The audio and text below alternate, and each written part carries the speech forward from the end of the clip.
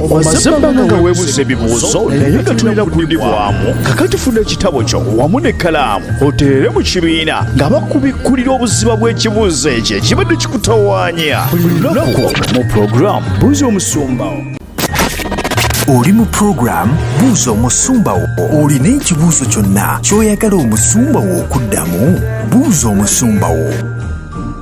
Ab'emikono abakatwegattako tubaaniriza n'essanyu eringi n'okwagala okungi ate naawe yeekuumidde ku mmere y'omwoyo gwo.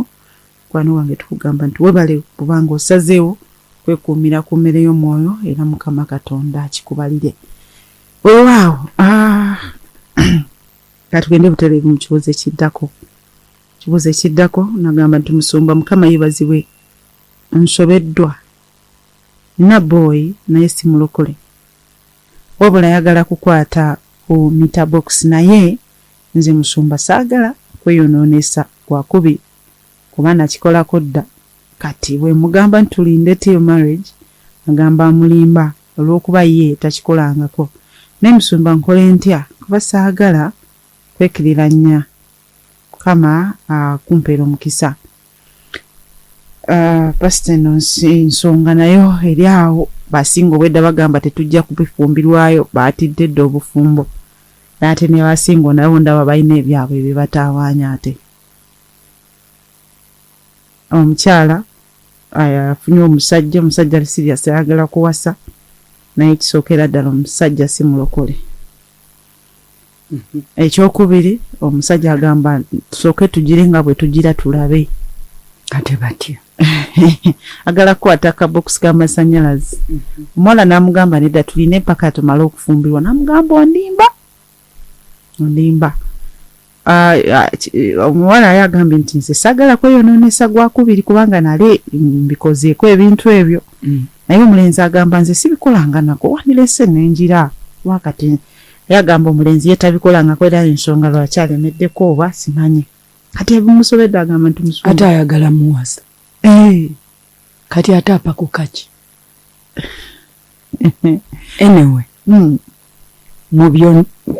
mu byonna katukyuke tuddire ono owafu omuwala kuba oli yes tabitegeera bye tulimu. Nze ndowooza nti olujja olunene omwana omuwala ye yaluggula. Kubanga mulokole kati yasalawo n'afuna omuvubuka atali mulokole. Ne bakkiriziganya. Kati ye nga atali mulokole mutuufu omusuubira kolaki kubanga omuntu yenna bw'aba tannalokoka ekyo kyekiri nnumu. Ono byamugamba biri abnormal. Tulinde paka obufumbo. That is so abnormal. Kati ate omuwala ye yakkiriza atali mulokole. Kati olaba bwe yeewunza akomyewo mu puroguramu ya Buuza Omusumba. Definitely you expected that. Oli yesi mulokole era ye mutuufu. Kati alowooza agenda mubuulira njiri kati. Enjiri wandibadde wagimubuulira nga temunnaba nakwatagana. N'amala okulokoka n'ategeera olugendo lw'obulokozi n'olyoka omukkiriza. Yes. Ne kati you're bonding two things ebitasobola kukwatagana. Tebisobola. Kubanga oli muntu mulala nnyo obwakabaka obumufugiramu bulala. N'obwakabaka obukufugiramu bulala. Mu Bakolinsi ekyokubiri batubuuza katusomewo mangu nnyo. Abakolinsi ekyokubiri otusewo mangu nkyabikula sula ya 6 dduka. Ogenda tusomera olunyiri okuva ku 14 paka 16. Okay. Mine says, do not be unequaled, yoked together with unbelievers. For what fellowship has righteousness with lawlessness? And what communion has light with darkness? And what accord has Christ with Belial?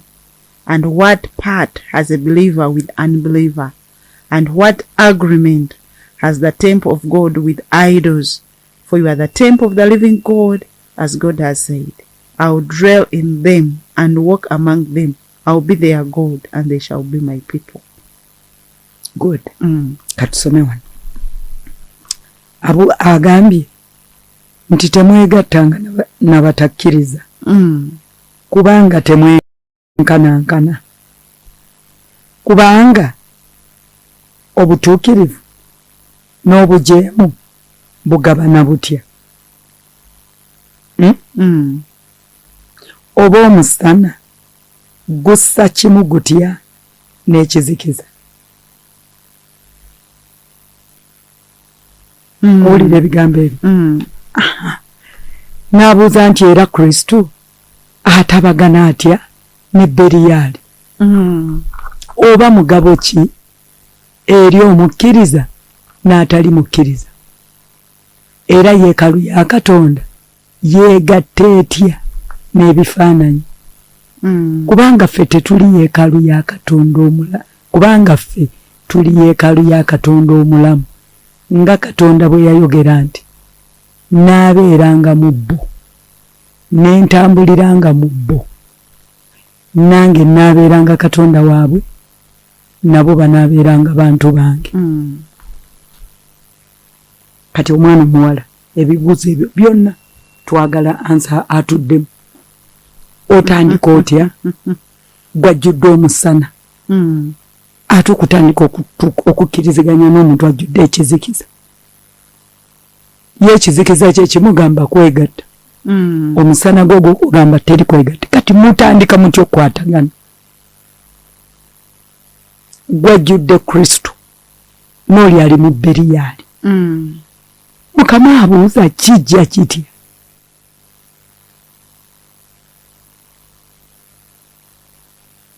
Ensonga lwaki tugamba abaana okulindirira Katonda aleeta abantu abatuufu kwewala bintu bwe bityo? Kubanga oyagala toyagala mugenda kutuuka mubeere nga temukwatagana. Ono ayagala kino gwe oyagala kiri. Overnight yagamba tukooye nnyo. Tusiibe yagamba you're losing weight. Kugamba buli kyoleeta aba takitegeera. Kati munayomba pakaddi. Ontegedde mukwano? Yes. Mugenda kuyomba pakaddi.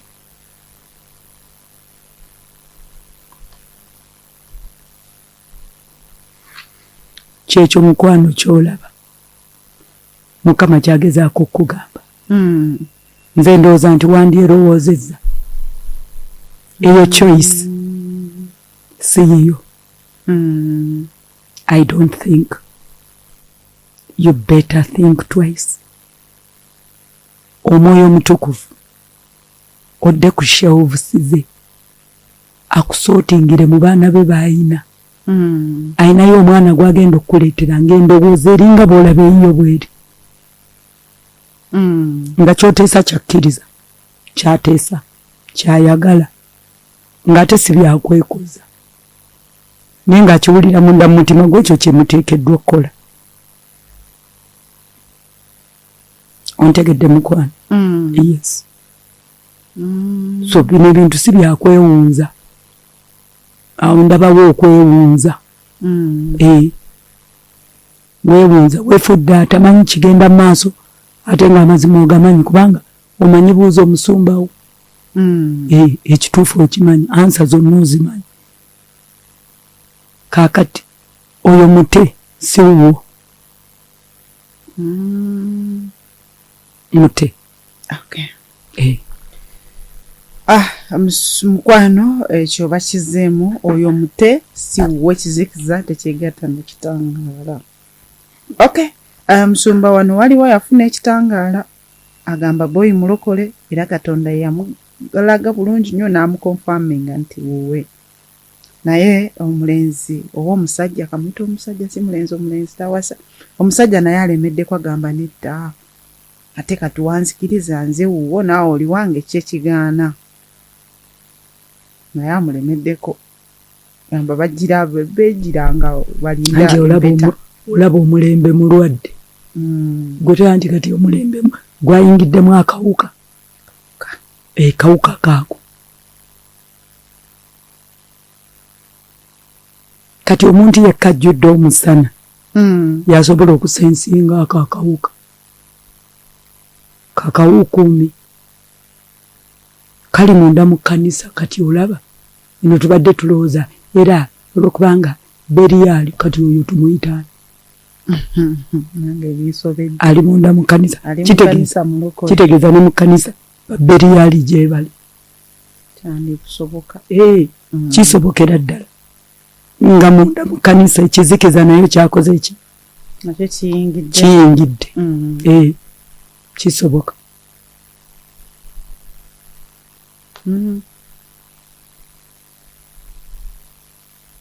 Okitegedde? Yes. Kati tugenda kola tutya ekiwuka kino kubanga abasajja nno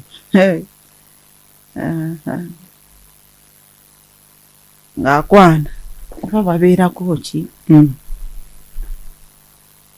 kati agenda kumukola atyo oyo mulokole oyo naye edduka misinde oyo naye ekiwuka mwekiri oyo beriyali beba beriyali b'omu kkanisa oyo beriyali yennyini original ate ofundako ne bano ab'ebweru naye munda mu kkanisa oyo original yennyini n'enjiri ng'agiwulira oyo yaguba nnyo oyo akusuulira ddala paka geyeena. Kati dduka misinde totunula n'amabega sajja yenna ali mu kkanisa kasita atandika okupeeka gundi misinde totunula mabega. Ontegedde? Yes. Okay, mukwano gwange omusajja yenna wakuwasa Musumba agambye kasita alemerako ayagala kuzontowala oyo munnange nedda totaawana aba tasobola agumikiriza. Musumba agambye oyo muleke amagezi tugatutte nga basingo era tugagadde. Musumba tweyanzege.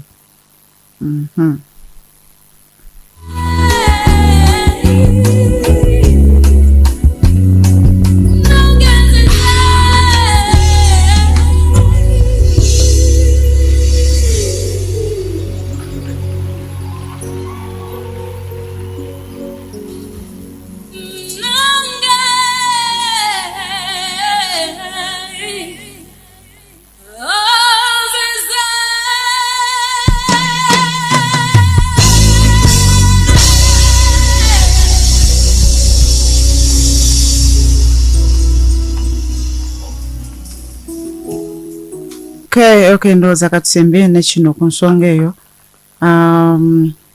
Ensonga eno. Okay. Wanagamba nti Musumba, what about me was already fornicated with a non-believer? I'm 23-year-old female and I feel like there's no chance of redemption. Gamba ye yamala dda okwoyonoona. Alina emyaka 23. Naye abuuza nti awulira nga awulira nga takyalina chance ya kununulibwa. Agamba yayambibwa atya? Agwe maaso ga Mukama yenenye kama ajja musonyu. So akyaliyo akachansi konna kukuba ntasobola okununulibwa. Katonda yakyasonyiwa. Akabire Katonda amusonyiwe asabe bamuggyeko ekikolimo ate asuubize Katonda nti taliddamu kweyonoonesa. My dear friend, ndowooza otegedde kyokola chance y'okununulibwa weeri. Excuse me, togwa mu ssuubi kumaawo eri Katonda weenenye Mukama ajja kusonyiwa ate okomewo gy'ali. Weewaawo twagende katono mu ka break k'eddakiika ntono bwe tukomawo tujja kubanga tufuna answers atanasindika answer yo agisindike mu dakiika zino zennyini bwe tukomawo tusobola okuba nga tuzifuna. Oli mu program Buuza Omusumba wo. Olina ekibuuzo kyonna ky'oyagala omusumba wo okuddamu? Buuza Omusumba wo. kulikayo nnyo mu kaseera akalungi ako ke tubaddemu. Te mu kaseera kano kaseera kakumakinga ebibuuzo, kaseera kakumakinga exercise yaffe ya week, era Musumba Vicky kaseera kano tumakinge tulabe nga bwe bitambudde. Kale exercise yaffe twagijja mu kitabo ekyokubala essuula okuva ku ya 11 okutuukira ddala ku ssuula ya 20. Yes. Ekibuzo ekyasookera ddala kyagenzeewo omuyizi bamuyita Liz Dubai nga kigamba give one disadvantage of complaining and how it has affected Israel. Give one disadvantage of complaining and how it has affected the children of Israel. Okay. Agambye nti the children of Israel complained the Lord, and the Lord spoke, you will die and your corpses will be scattered across the wilderness because you have complained against me. None of you over 20 years old will enter that land I promised except Caleb and Joshua. Numbers 14:28-30. Your children will wander in wilderness for 40 years, suffering for faithfulness, and last one of you die. You will suffer the consequences of your sin for 40 years, 1 year for each of the land. You will know what it means to have me against you. Numbers 14:3-34. Ekisooka baafiira mu ddungu, emirambo gyabwe ne gisaasaana. N'ekyokubiri nti baabonaabonera ddala mu ddungu olw'okwemulugunya. Okubala 14, 28 paka ku 3, n'okubala 14 kuva ku ssuula ey'okusatu paka ku 34. Okay. Has he passed? Tumukubire mu ngalo ez'amaanyi. Okay. Waliwo alina ansa endala? Ansa endala. Naye nga n'oyo gy'awadde entuufu. It was one of the effect. Katugende ku kibuzo ekyokubiri. Okay. Ekibuzo ekyokubiri kyagendewa Sandra K. Nga kigamba explain what happened when Moses requested God to kill him there and then because of the Israelites. Explain what happened when Moses requested God to kill him there and then because of the Israelites. Tunyonyole ki ekyaliwo Musa bwe yasaba Katonda okumutta olw'abaana ba Isirayiri.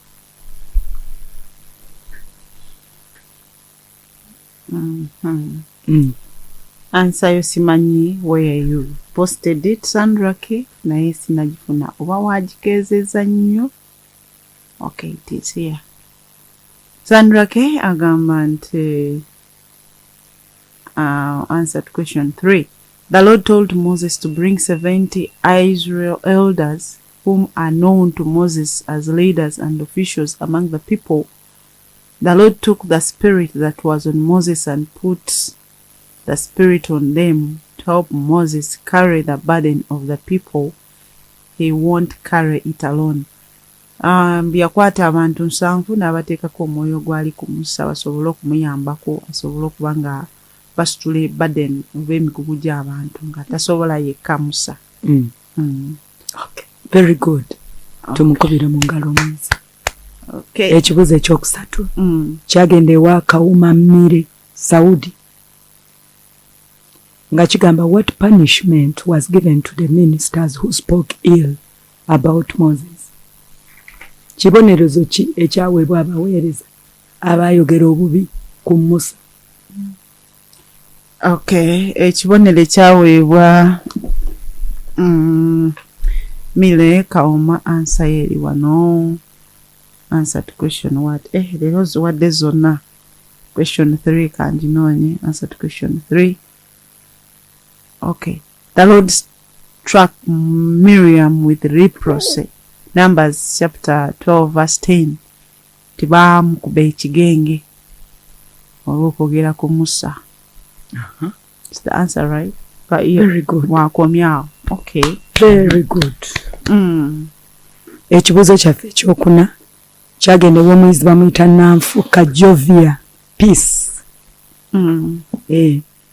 Nga kigamba, what were the points to consider when spying the land of Canaan? What were the points to consider when spying the land of Canaan?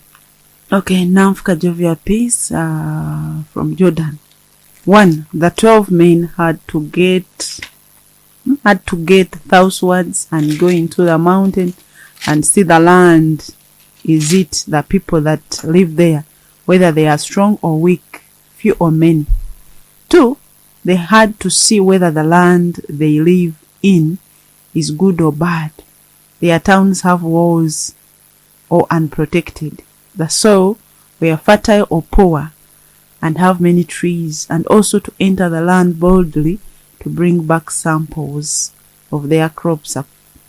That is Numbers 13, 17 to 20. Points ziri bbiri: kulaba abantu oba b'amaanyi oba banafu. Ekyokubiri, kwetegereza ettaka oba ddungi, libaza oba bbi. Very good. Okay. Very good. Ekibuuzo kyaffe ekyokutaano kyagendebwa omuyizi bamuyita Simon Kabi Junior from USA. Simon Kabi from Simon Kabi Junior from USA. Nga kigamba, explain the report that was brought back to the children of Israel. Tunnyonnyole amawulire agaakomezebwawo eri abaana ba Isirayiri. The report that was brought back to children of Israel is found in Numbers 13. They gave Moses this account: we went into the land which you sent us, and indeed it does flow with rich milk and honey. Here is its fruit, but the people who live in the land are very powerful, and the cities are very fortified and protected. They spread among the Israelites bad report about the land they had explored. They said, the land we explored diverse those living in it. All people we saw there are of great size. We saw the Nephilim there, the descendants of Anak come from Nephilim.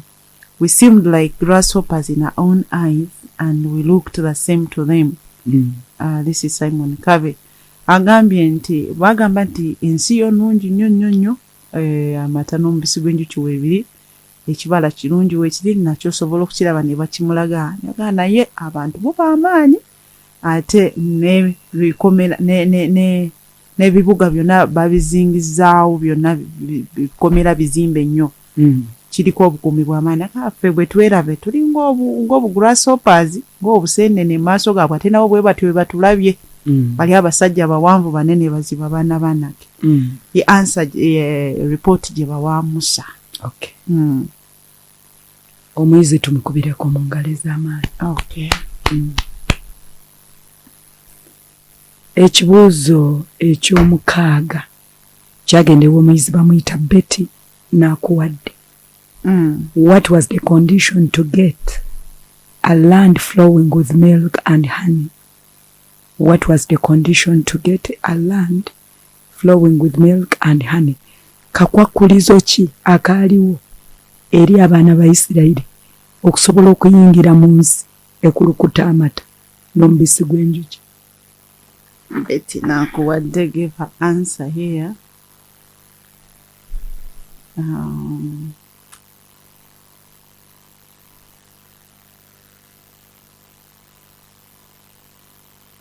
Okay, it is here.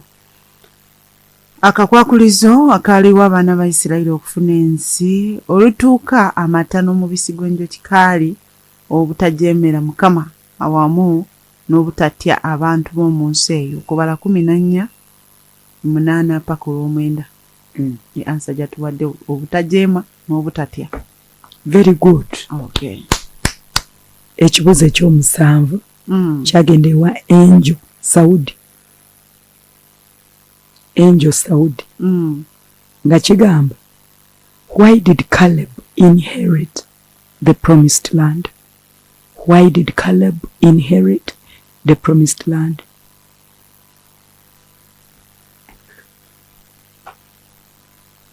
Okay, agitadde wano. Angel Saudi agamba Caleb inherited the promised land because of his great faith, and he believed that God would help them to succeed. Numbers 13. Yayingira mu nsi ensuubize olw'okukkiriza kwe, yakkiriza Katonda nti ajja kubayamba basobole okuba nga bawangula. The answer gyatuwadde. Very good. Okay. Omuyizi tumukubireko mu ngalo. Ekibuuzo ekyomunaana kyagendewa omuyizi bamuyita Damali. Damali nga kigamba what was supposed to be done by those who came to inhabit the land. Those who came and inhabited the land, what were they supposed to do? Damali, to answer. Okay. They were supposed to present to the Lord food offering from Very the good. heart Yes. of rock as Yes. an aroma praising to the Lord. Numbers 15:3. Engalo ez'amaanyi. Zikuki. Ekibuuzo kyaffe eky'omwenda kyagendewa Justin Saudi. Justin Saudi. Kigamba explain how Korah, Dathan and Abiram died and why. You explain how they died and why.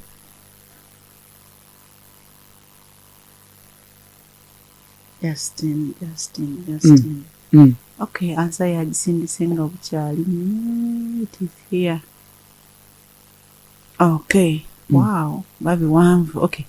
I'm showing. Korah, Dathan and Abiram died a terrible death in that the ground clave asunder that was under them, and the earth opened her mouth and swallowed them up and all their belongings. They all went down alive into the pit, and the earth closed up upon them, and they all perished. Numbers 13:31-33.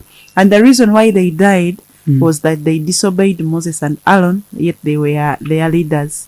And they also separated themselves from the congregation and started mourning and complaining against Moses, asking him questions like, where is the land flowing with milk and honey, telling Moses that he makes himself prince over them. And this annoyed Moses, and prayed to God even accept their offering, because they became rebellious and caused their terrible death from God.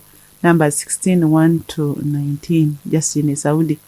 Agambye nti baafa ensi yayesama akamwa kaayo ne bamira nga balamu n'ebintu byabwe byonna. Ensonga yali nti bajeemera Musa ate nga mukulembeze waabwe.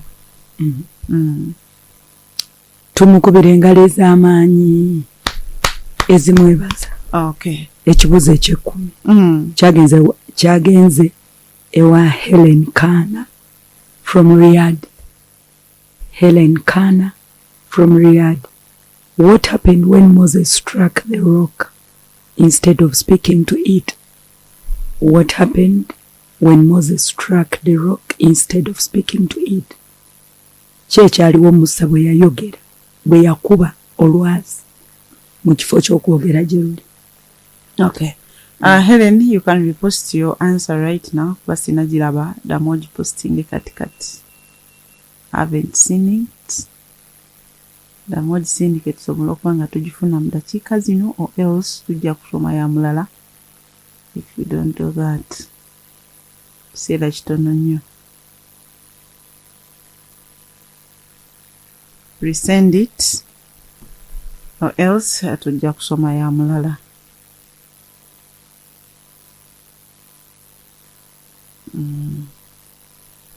Bwe bituuse ngenda kusomera omuntu omulala kubanga ansa ya Helen sigiraba. Era yakoze zonna ndowooza. There are only two who have done all the answers. There are only two people basobodde kukola ansa zonna.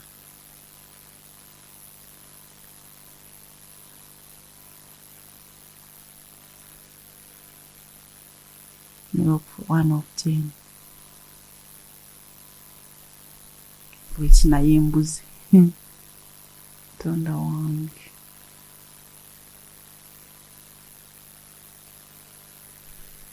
naye embuzi let me take for Sandra maybe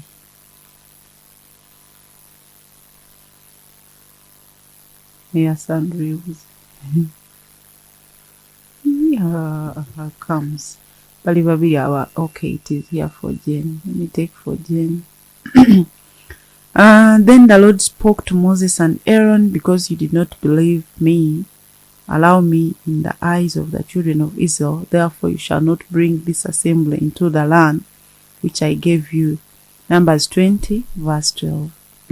Nti kyamuleetera okubanga kama yamugamba togenda kuyingira mu nsi, togenda kuyingiza kibiina kino mu nsi kinabawa, kubanga tosiza mu kitiibwa maaso g'abaana ba Isirayiri. Very good. Okay. Engalo ez'amaanyi. Twebaza nnyo Mukama ku lw'abayizi abatuwadde ansi entuufu enjereere. Omwaka waffe tugenda kwongera okusoma ekitabo ky'okubala essula eya 21 okutuukira ddala ku ssula eya 30. Section 2 tugenda kaabira Katonda atusumulule mwoyo gw'okwemulugunya. Tuguwangule ku luno lwokka. Mukama akutuweera omukisa nga bw'otutegekera.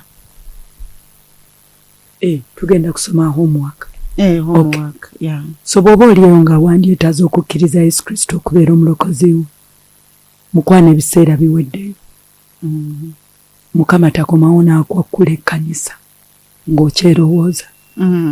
Kwata mu kifuba olwaleero tuddemu obulokozi ebigambo bino.